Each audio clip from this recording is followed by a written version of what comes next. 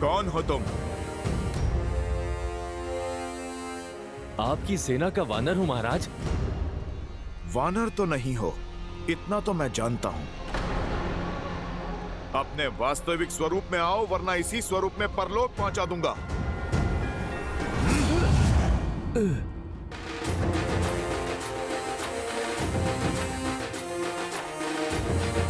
अच्छा, तो अतिथि हो। आओ, स्वागत करते हैं तुम्हारा।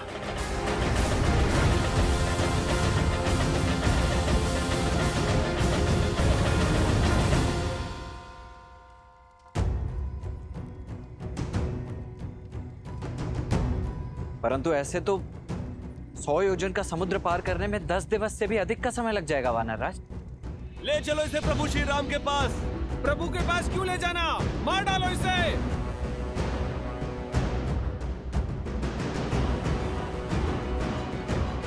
क्या बात है हनुमान? प्रभु, ये राक्षस गुप्तचर हमारे शिविर में सेंध कर रहा था।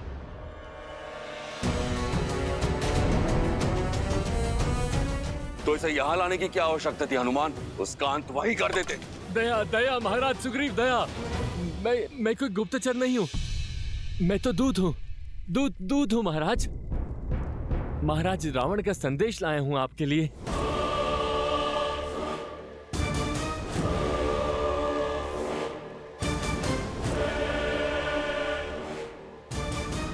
मेरे लिए? क्यों?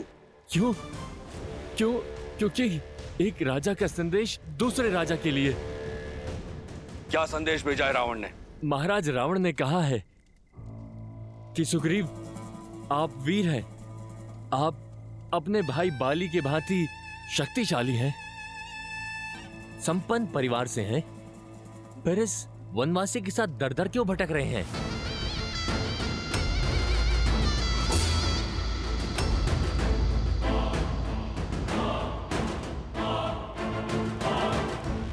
एक वानर राज को यूं वनों में घूमना शोभा नहीं देता।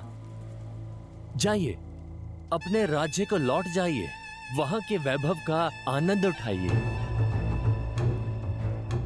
लंकेश ने कहा है कि मित्रता अपनी बराबरी के लोगों के साथ होनी चाहिए। आप एक राजा हैं और लंका के राजा की मित्रता को स्वीकारिए और इस वनवासी का साथ छोड़ दीजिए। लंकेश का वचन है कि आपकी और आपकी प्रजा की सुरक्षा वो स्वयं करेंगे।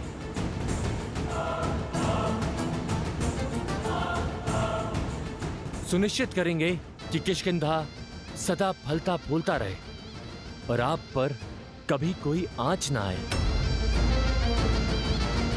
आपका तेज कभी कम ना हो।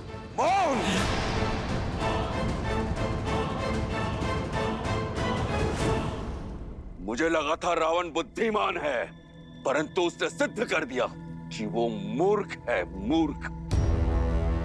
यदि तुम्हारे सर्वज्ञानी महाराज में तनिक भी बुद्धि होती, धर्म बोध होता, माता सीता का हरण कर कभी वो प्रभु श्री राम का शत्रु नहीं बनता।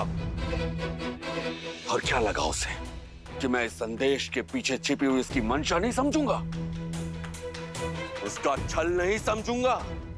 ये संदेश नहीं, रावण के भय का प्रतिबिंब है।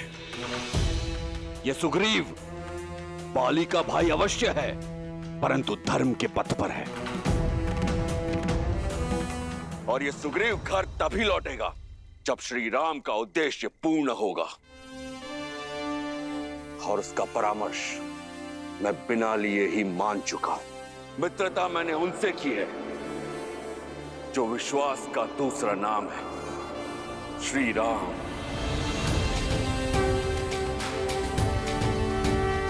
श्री राम को छोड़ विश्वासघाती रावण से कभी हाथ नहीं मिलाएगा ये सुग्रीव। आपके चरणों में ही इसे दंड मिलना चाहिए प्रभु। हाँ, गुप्तचर है ये, मार दो इसे। हाँ, इसका वध कर दो। मार दो इसे, मार दो, मारो इसे, मारो इसे।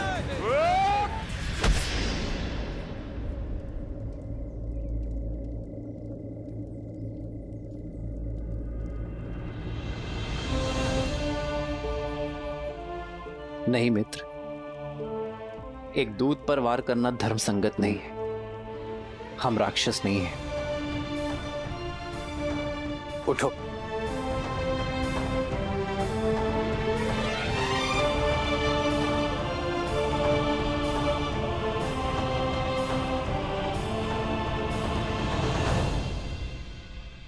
प्रभु, मैं अपने भाई रावण और उसके छल को भली भांति जानता हूं। ये शुक है, लंका का सबसे योग्य गुप्तचर, आया यहां पर हमारा सैन्य बल जांचने ही है, किंतु पकड़े जाने पर इसे दूत बन जाने का आदेश दिया गया था। प्रभु, आप इसके षड्यंत्र में मत आइए। रावण का चाहे जो भी षड्यंत्र हो, मैं अपनी मर्यादा नहीं छोड़ सकता। यदि ये कह रहा है कि ये दूत है, तो मेरी दृष्टि में ये दूत ही रहेगा। तुम अपने स्वामी का संदेश लेकर आए हो ना, मेरा भी एक संदेश लेकर जाओ।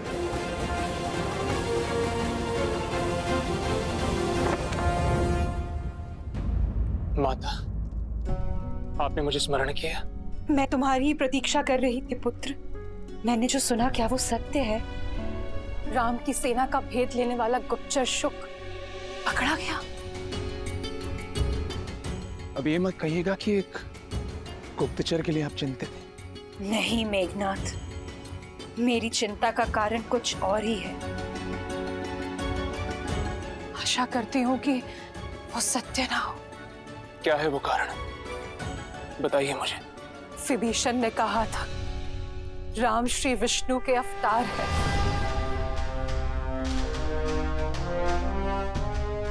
माता, उन्होंने तो ये भी कहा था कि नारायण उनकी रक्षा करेंगे। सत्य तो ये है कि चाचा श्री दुर्बल है, और दुर्बल व्यक्ति केवल कल्पनाएं किया करते हैं। और उस व्यक्ति पर क्या विश्वास करना जो स्वयं एक विश्वासघाती हो। उन्होंने ये केवल लंका के सैनिकों का मनोबल गिराने के लिए कहा है। आशा है ऐसा ही हो मेघनाथ, किंतु कहीं विभीषण के कहे हुए कथन में अधिक भी सत्य हुआ तो? यदि राम श्री विष्णु के अवतार हुए तो क्या हम साक्षात नारायण से जीत पाएंगे पुत्र? क्या ये हमारा कुल जीवित बच पाएगा? माता, अब आइए।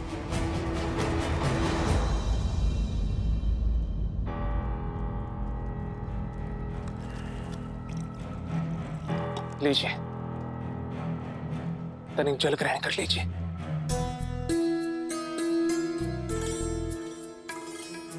माता, मैं आपकी पीड़ा समझ सकता हूं।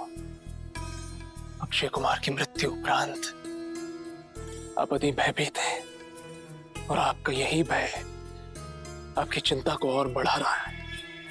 किंतु आप ये मत भूलिए कि अभी आपका ये मेघनाथ जीवित है। मैं हमारे राक्षस कुल को कभी कोई हानि नहीं होने दूंगा। आप निश्चिंत रहिए। क्षमा राजकुमार, महाराज ने आपको स्मरण किया है।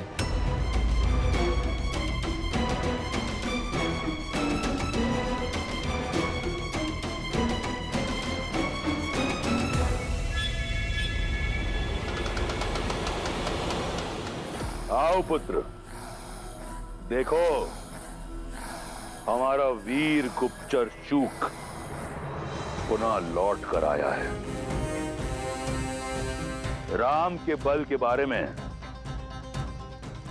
अकेले सुनने में मुझे भय लग रहा है। आओ साथ मिलकर सुनते हैं क्या हुआ इसके साथ वानरों के शिविर में। तो बताओ शूक, क्या मूर्खता की तुमने जो तुम पकड़े गए?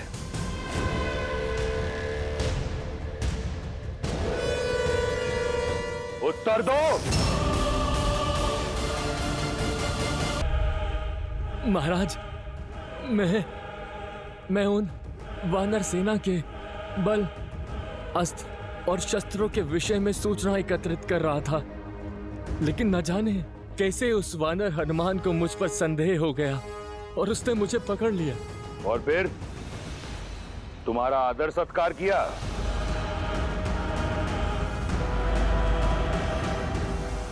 बोलो। फिर वो मुझे घसीटते हुए सुग्रीव के पास ले गए महाराज। वहां पर विभीषण भी उपस्थित थे।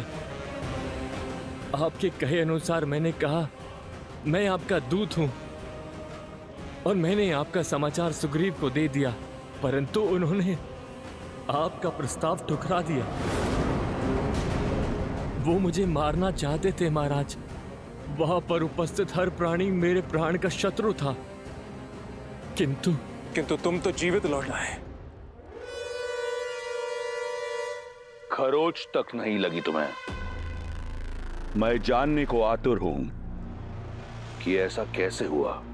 वो जिसकी कभी कल्पना भी ना की थी, वो जो लंका में कभी संभव ना होता, मेरे प्राण छोड़ दिए, मुझे अभय दान दिया श्री राम ने।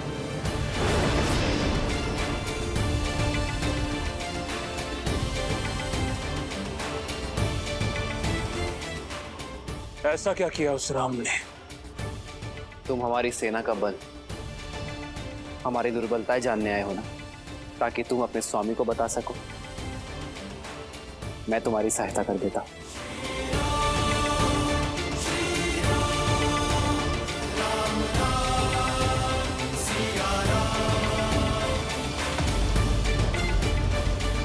तत्पश्चात वो मुझे शिविर के बीचों बीच ले गए महाराज। देखो, वहां उत्तर में हमारा शस्त्रगार है।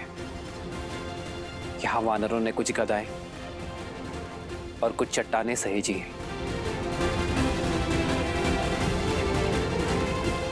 लंका की भांति मायावी शस्त्रों से सज नहीं है हमारी सेना।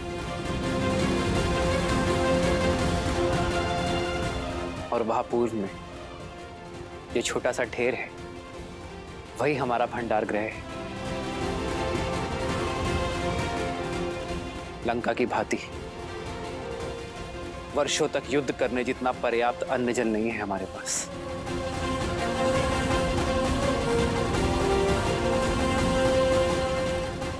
और वो वहां पश्चिम में शिविर है, जो केवल कहने के लिए शिविर है, ना वर्षा से बचाव और ना ही लंका की भांति बड़ी बड़ी भिट्टियां। और संख्या में भी हमारी वानर सेना कोटियों में कम है।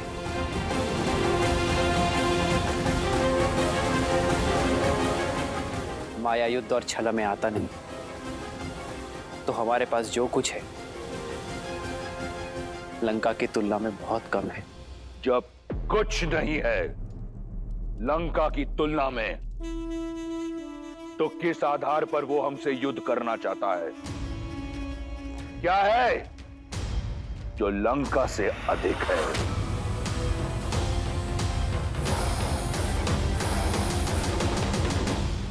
क्या है? इन वानरों के नेत्रों में देखो।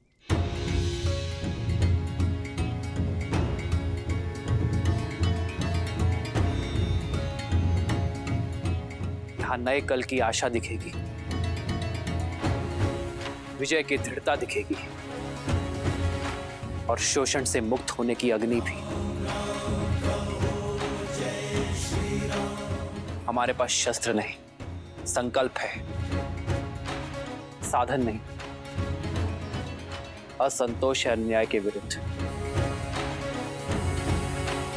और हमें विश्वास है कि हम धर्म के पथ पर हैं। हमारे पास केवल 20 दिन के लिए अन्न, जल और अन्य साधन है। जानते हो क्यों? क्योंकि हमें विश्वास है कि इन 20 दिनों में लंका तक सेतु भी बनेगा और रावण को उसके अपराध का दंड भी।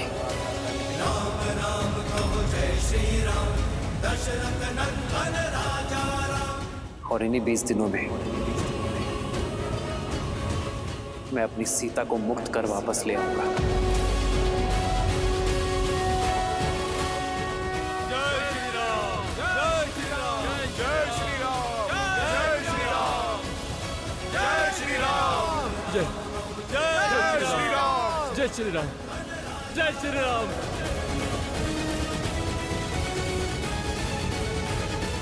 फिर उन्होंने युद्ध नीति के विषय में बताया।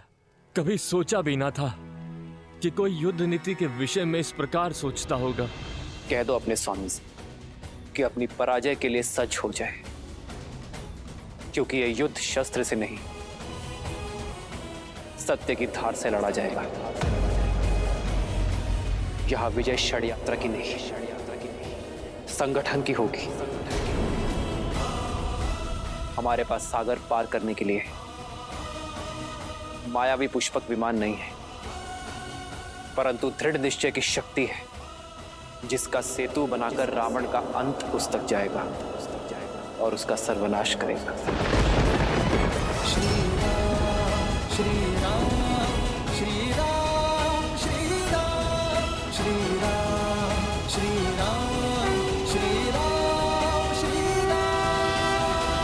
महाराज, श्री राम की बातें सुनकर जिस प्रकार मेरा हृदय स्पंदित हुआ, वो आज तक कभी नहीं हुआ।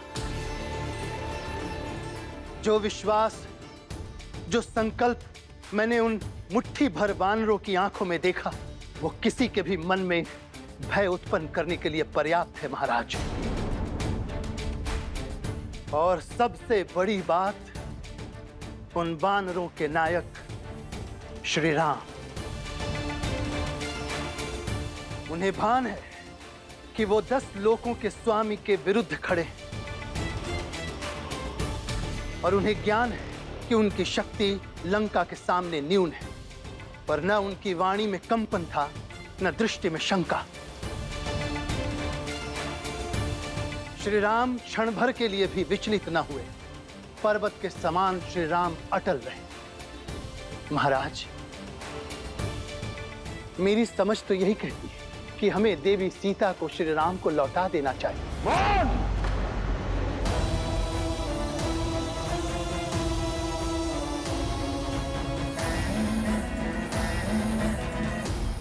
केवल राम है वो, एक वनवासी, एक शत्रु, लंका का, लंका की प्रजा का, लंकेश का, शूर्पणखा का, मेरे प्रिय अक्षय कुमार का।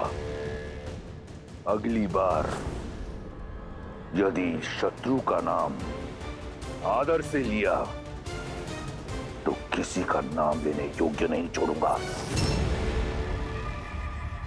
तुम्हारी जीभ काटकर, आंखें नोचकर लंका के बीचों बीच खड़ा करूंगा, ताकि लंका वासियों को पता लगे लंका के शत्रु की प्रशंसा करने वाले की क्या दशा होती है। समझे? उस वनवासी का विश्वास अच्छा लगा। समुद्र पर सेतु बांधना चाहता है। करने दो प्रयास, बांधने दो सेतु, आने दो लंका। मैं उसको उसके विश्वास सहित अपने बल के सागर में डुबा दूंगा। नहीं पिताश्री, यदि सेतु बन गया तो राम के विश्वास को नींव मिल जाएगी। उन वानरों का मनोबल कई गुना बढ़ जाएगा। नाग को फन उठाने से पूर्व ही कुचल देना चाहिए। लंका के युवराज को इतनी छोटी सी बात पर विचलित होना शोभा नहीं देता। कौन है वो? मूर्ख वानर और 2 वनवासियों का एक दल। आने दो उसे। उसे इस बात का ज्ञात नहीं कि वो अपने मृत्यु की ओर बढ़ रहा है। आने दो उसे। सीता को वचन देकर आया हूं कि राम का शीश काटकर विवाह का उपहार दूंगा उसे। आओ राम, आओ राम।